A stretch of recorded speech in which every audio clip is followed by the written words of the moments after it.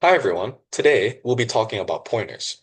Pointer is a variable that stores the address of another variable. Instead of storing a value like an integer or a string, it stores a location in memory. You can think of pointers like a contact in your phone. They hold a number, and when you call the number, you get a hold of the person. Now in C, there are two main syntax symbols for pointer functionality.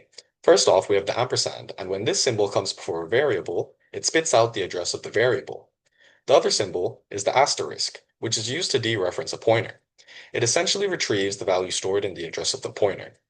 Now, linking this back to our previous analogy, the ampersand or address of the person is the phone number, while the dereference of the phone number is the person themselves. Pointers add a lot of functionality to programming, such as allowing programmers to pass parameters to functions by reference instead of by value.